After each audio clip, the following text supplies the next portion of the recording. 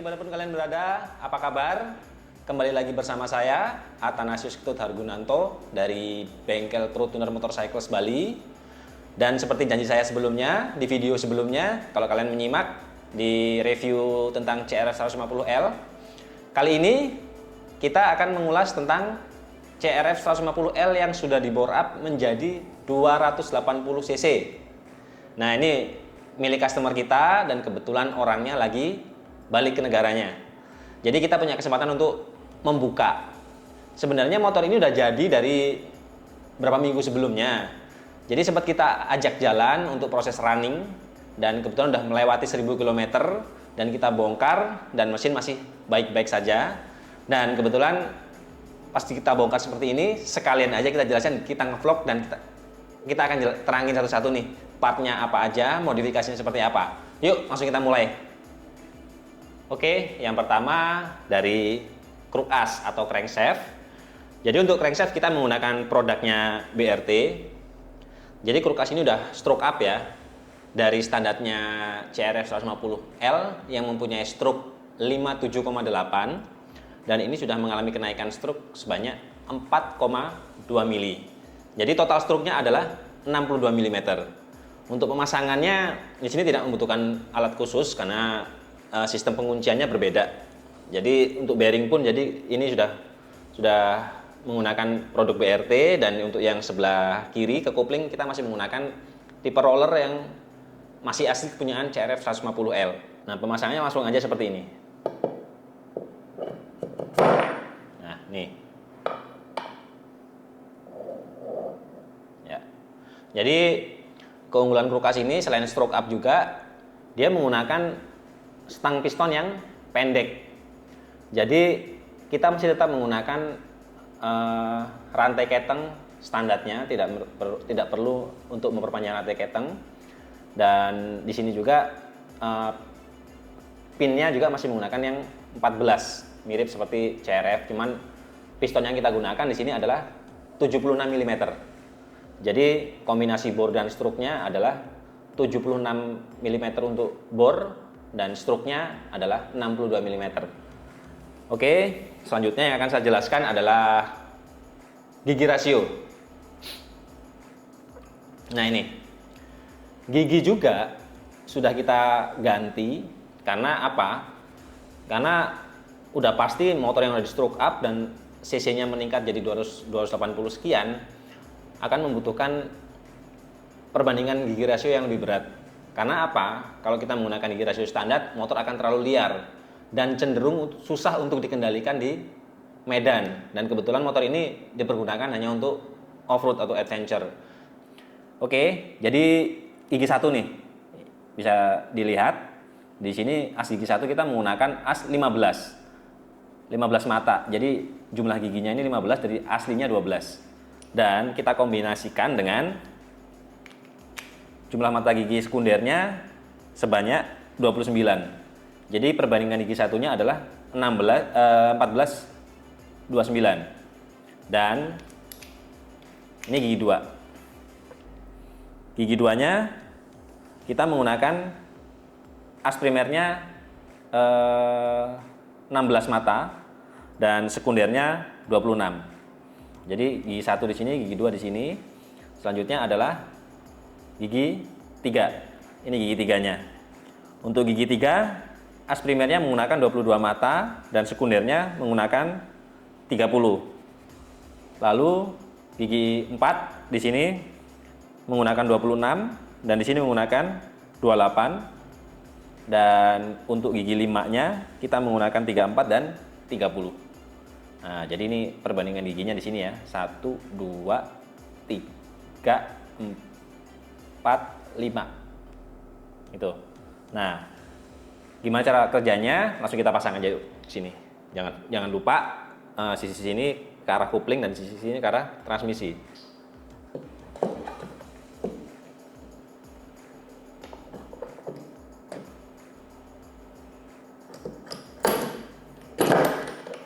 Oke.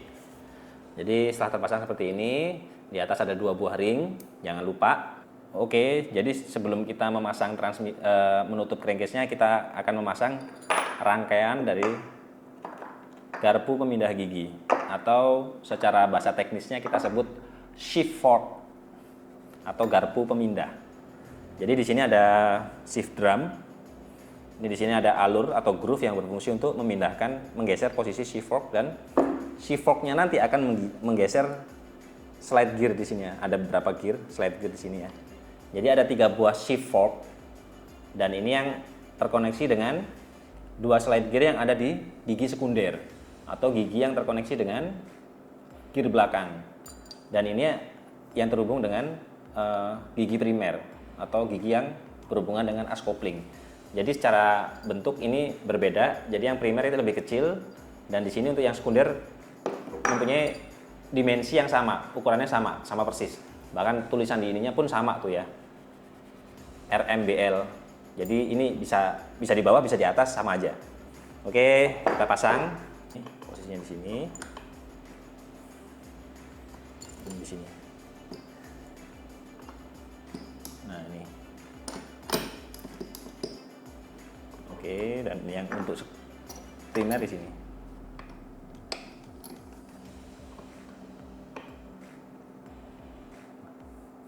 Nah, lalu kita pasang shift drum. Nggak bisa kebalik ya. Jadi yang ini ada sisi couplingnya, yang kecil, dan ini ada yang besar. Jadi yang kecil menghadap ke bawah, ke arah coupling. Lalu kita sesuaikan untuk yang sisi tengah.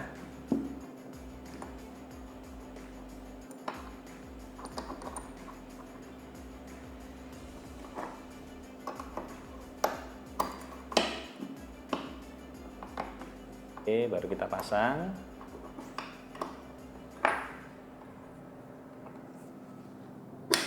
Nah, itu udah terpasang ya. Lalu kita cek setelah terpasang nih. Nah, lebih gampang saya putar dulu biar kalian bisa ngeliatin proses perpindahan gigi itu gimana sih. Seperti ini. Ini tadi kan gigi 1 yang paling bawah tuh. Di sini ada gigi 1.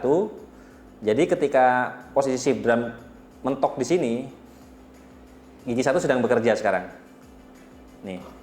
Jadi kalau kita putar, ini berputar semuanya. Tapi reduksinya berbeda. Yang dipakai adalah reduksi gigi 1. Dan kalau kita putar setengah, di sini netral. Nah, ini netral. Lalu kalau kita putar ke kiri, selanjutnya dia akan mengikuti. Nah, ini gigi 2. Jadi gigi 2 slide gear bergeser ke sini atas perintah shift drum dan garpu pemindah. Lalu mengunci gigi 2 sekunder, dan ini primer lalu menggerakkan, dan seterusnya. Jadi banyak udah saya sering jelaskan metode perpindahan gigi seperti ini sampai gigi 5. Jadi di video kali ini mesin yang kita gunakan masih menggunakan yang 5 speed.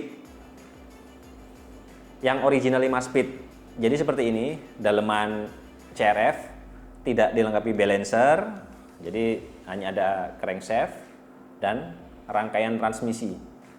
Oke, kalau udah selesai, selanjutnya nanti kita kasih lem, lalu kita akan tutup.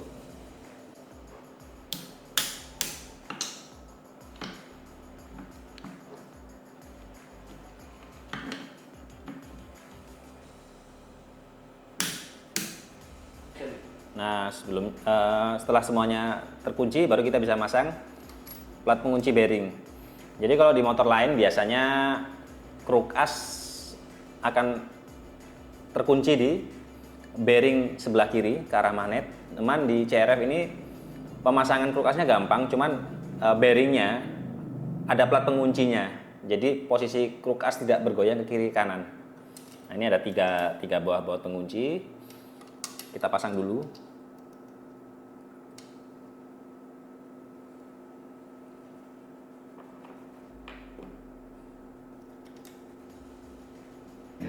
Nah, lalu selanjutnya kita sudah bisa memasang rantai keteng atau timing chain. Ini posisinya agak sempit. Nah, ini. Setelah timing chain terpasang, lalu kita pasang torsion dampernya. seperti ini. Lalu di CRF juga terdapat plat pengunci rantai keteng nih.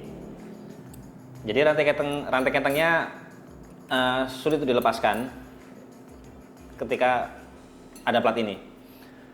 Jadi ketika kalian bongkarin silinder ataupun cylinder head dan melepaskan gigi timing, kadang CRF ini lepas jatuh ke bawah, dan fungsi plat ini adalah untuk menjaga posisi rantai keteng tetap ada di gigi timing. Jadi ditahan nih di posisi tengah.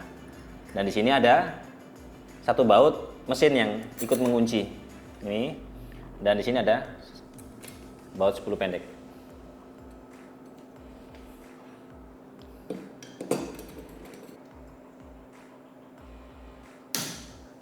Oke, ini setelah terpasang semuanya, kita pastikan kerukas terputar dengan baik. Oke, nah di sini ada pin untuk gigi netralnya, dan di sini ada tutupnya untuk sensor gigi netral, dan ini adalah untuk tuas persneling. Jadi untuk sisi sini sampai sini dulu, lalu kita akan memasang sisi kopling.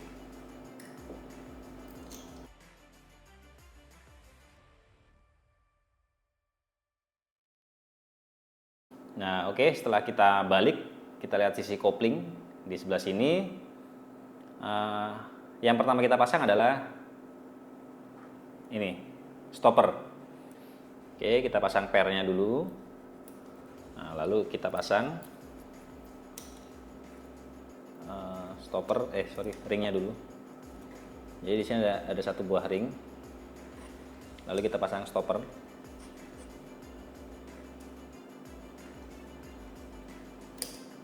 Nah, gini. Nah, ini stopper, dan di bawahnya ada ringnya satu ya, jangan lupa. Lalu kita pasang.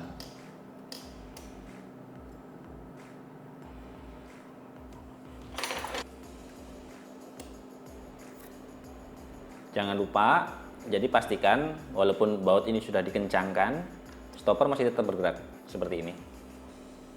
Kenapa harus pasang stopper dulu? Ini untuk mempermudah pemasangan, karena nanti kita akan menahan dan memasang bintang shift drum.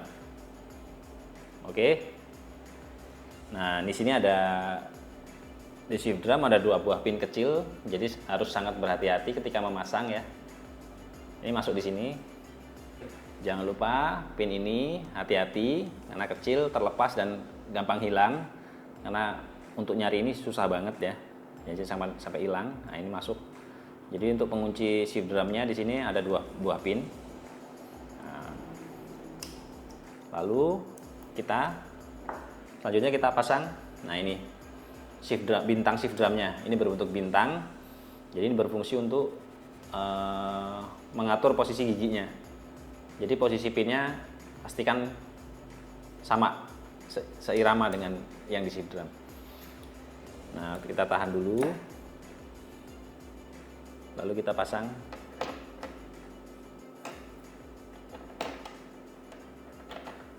Pastikan lubang pinnya masuk.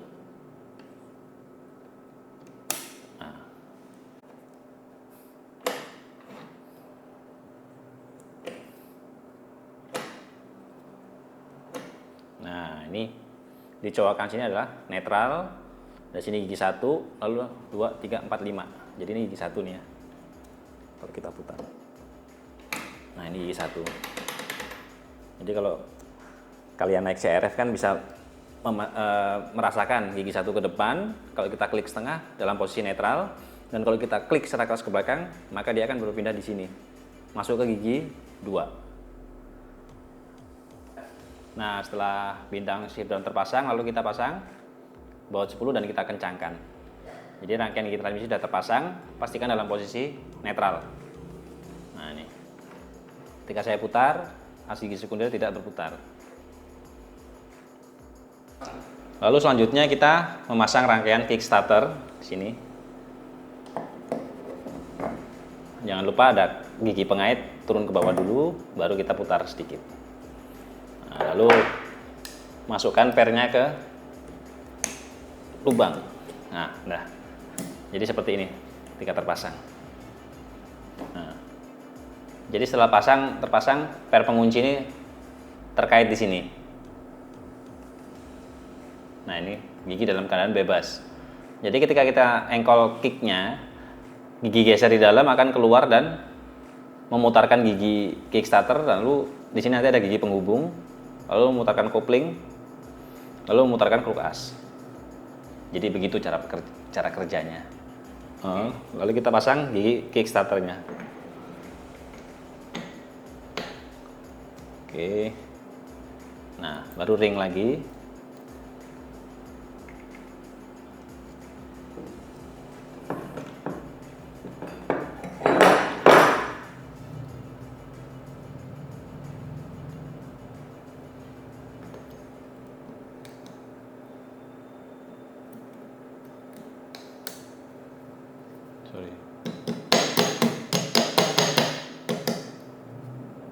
Pastikan steel clipnya udah terpasang dengan baik ya.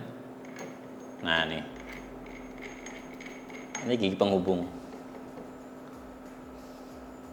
Nah, lalu selanjutnya kita pasang balancer. Balancer ini sebagai pemberat atau penyimpan gaya inersia. Nah, lalu kita pasang gigi primer.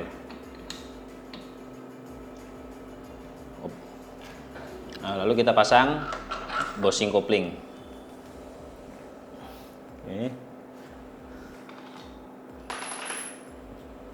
Oke.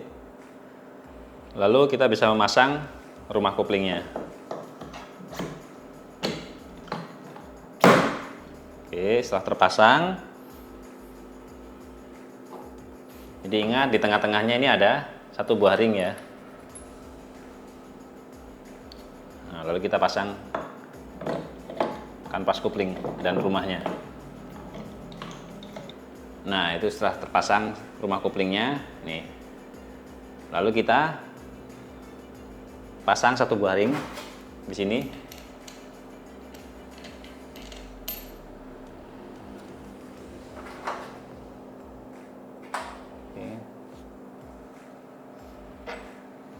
Oke, lalu kita kencangkan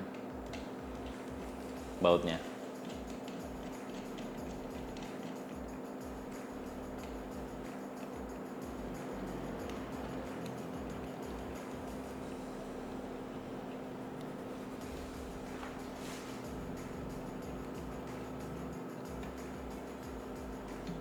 Oke, lalu bisa kita kencangkan dengan menggunakan impact. Lalu kita pasang bearing kopling. Nah, itu rangkaian kopling sudah terpasang dengan baik. Lalu selanjutnya kita pasang gigi pompa oli.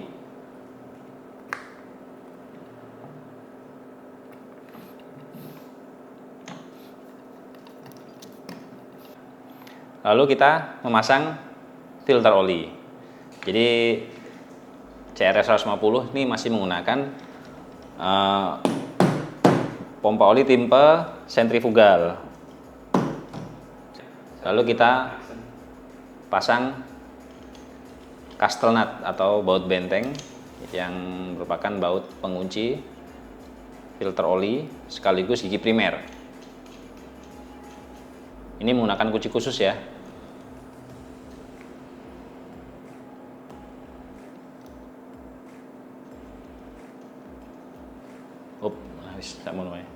Lalu selanjutnya setelah kita kencangkan baut gigi primer, kita pasang penutup. Jadi kalau kalian servis di sini akan banyak endapan kotoran oli, yaitu filter oli sentrifugal ini bekerjanya memang seperti itu, berdasarkan gaya sentrifugal. Lalu kita tutup.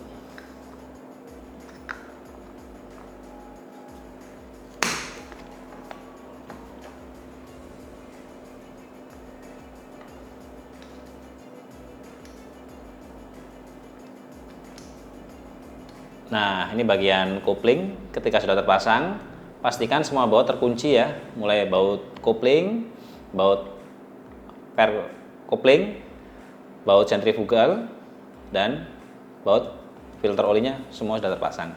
Nah, selanjutnya kita bisa menutup koplingnya. Jadi pastikan packing sudah terpasang ya.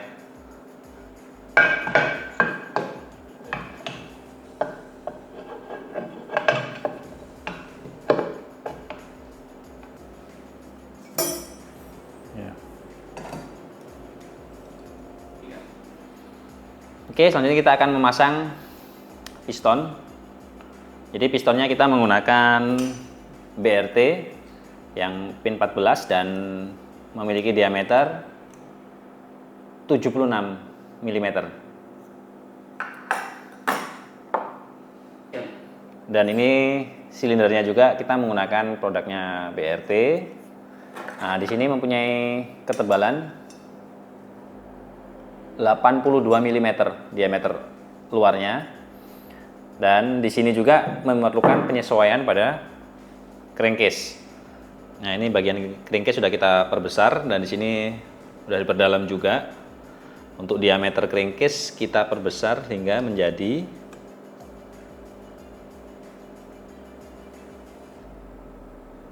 83,5 mm dengan kedalaman 34,5 mm. Nah, ini pistonnya jadi sudah pernah terpakai, sudah berjalan 1000 km dan tidak ada masalah. Ini bisa dilihat dari bekas pembakaran warna hitam. Nah, sekarang kita pasang pistonnya.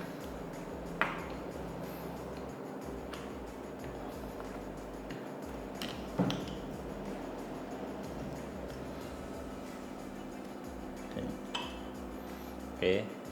Nah, lalu jangan lupa pasang pengancingnya. Oke, di sini packingnya kita menggunakan dua. Satu packing setebal 0,5 mm dan satunya lagi packing aluminium setebal 1 mm. Ini. Oke, sekarang kita pasang silindernya.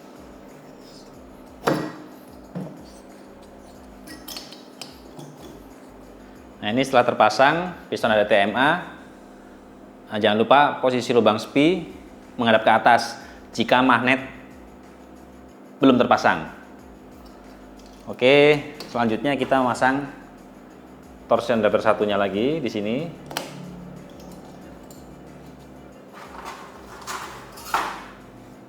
Lalu kita memasang packing cylinder head.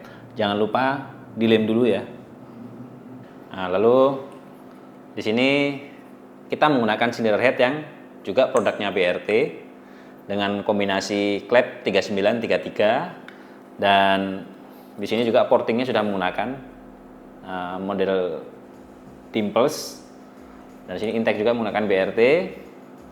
Camshaft juga menggunakan BRT, cuman menggunakan tipe yang T karena ini hanya penggunaan untuk touring dan adventure, jadi nggak perlu terlalu ekstrim. Oke. Lalu kita pasang.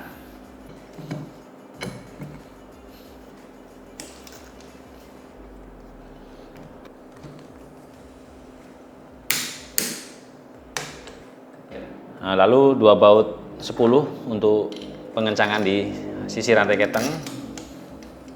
Nah, lalu pemasangan gigi timing, pastikan kalau misalnya kalian sudah memasang magnet dan memasang tutup magnet, kalian bisa melihat tanda garis di magnet. Cuman kalau belum terpasang, kalian bisa melihat tanda posisi gigi, posisi spy ini arahnya segaris dengan garis ini.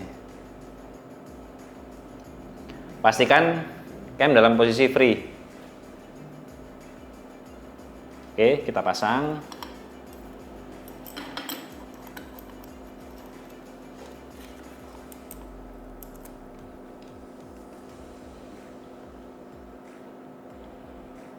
Nah, lalu kita kencangkan baut gigi timing.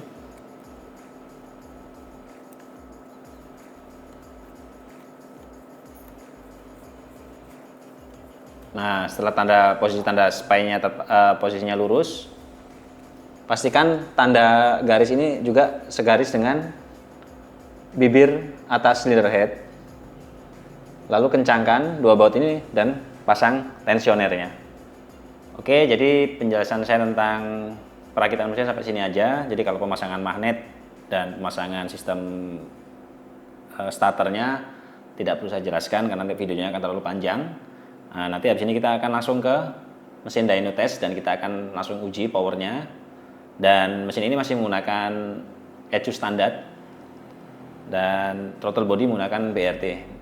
Yuk kita cek langsung Dan kita langsung tes ke dyno ya.